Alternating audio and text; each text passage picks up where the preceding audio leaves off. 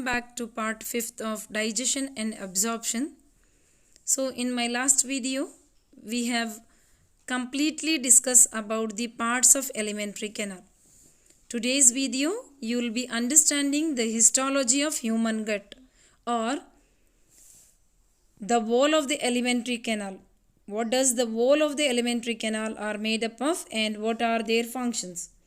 So the wall of alimentary canal has 4 layers, namely serosa, muscularis, submucosa and mucosa.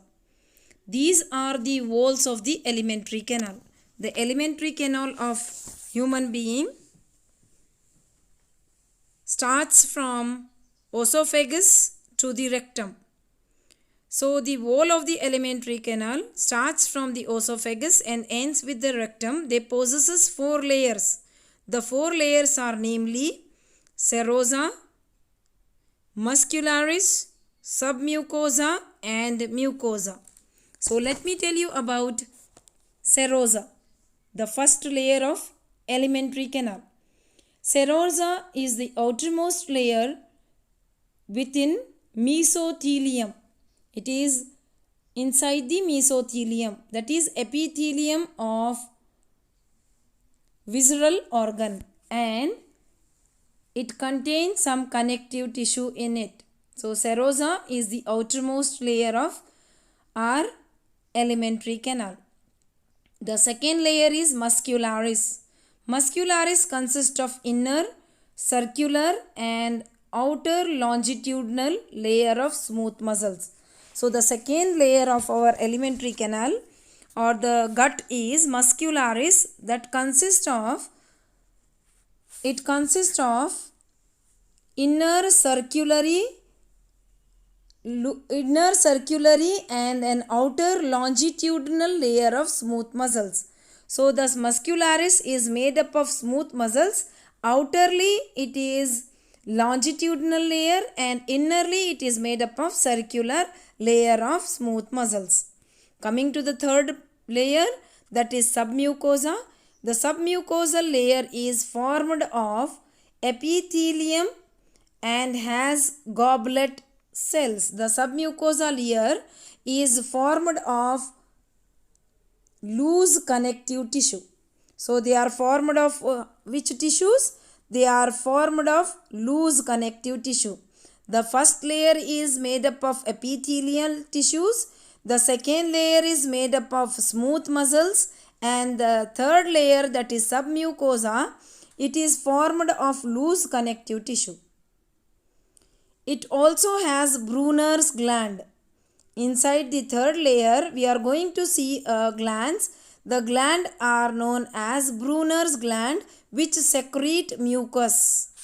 So Brunner's glands are situated in submucosal layer of our alimentary canal and they are able to secrete mucus. Mucosal epithelium has goblet cells which secrete mucus that help in lubrication. So the mucus layer of our submucosa has epithelial and goblet cells which secrete mucus. The secretion of mucus is helping in lubrication of the food. The inner side of the stomach produces irregular fold called rugae and small intestine shows finger-like folding called villi. Very important, my dear students. Please do remember this one. The inner side of our stomach, in the sense the most inner side of our stomach is having irregular folds. Those irregular folds we call it as rugae. So 1 mark question may appear on this. What are rugae? So you are supposed to write it. They are irregular folds present in the inner side of stomach are known as rugae, and a small intestine shows a finger-like foldings called villi. Fine. The cells lining the villi produce numerous microscopic projections called microvilli, giving a brush border appearance. These modification increase the surface area enormously. So why this villi and microvilli are present inside the small intestine? So in the small intestine you are going to get a finger like foldings. We call it as villi, and the cells lining the villi, inside the villi you are going to see numerous microscopic projection, that is microvilli. Why they are present? The work of the microvilli is the brush border like appearance, and they are meant for increasing the surface area enormously. So villi are supplied with network of capillaries and a large lymph vessel called lacteal. Very important, you are going to see all these things in the proceeding session, what are the work and all. And this is very important, the histology is very important. Please do remember what are the layers present and which layer contain what and what are their work. So now the work of the villi, very important. So the villi are being supplied with the capillaries, and they are having large number of lymph vessels called lacteal. The lymph vessels which are present in the villi, we call them as lacteal. Not only this, there are crypts of Lieberkühn are present at the base of the villi. So at the base of the villi you are going to get some crypts of Lieberkühn. It is the wave-like contraction and relaxation of wall of the gut which help in forward movement of the food. So the contraction and relaxation of the walls present in the alimentary canal, these walls are helping in the forward movement of the food. I hope now you got a point. So our alimentary canal, the wall of the alimentary canal from the esophagus to rectum possesses 4 layers. They are serosa, muscularis, submucosa and mucosa. I hope it is clear to you.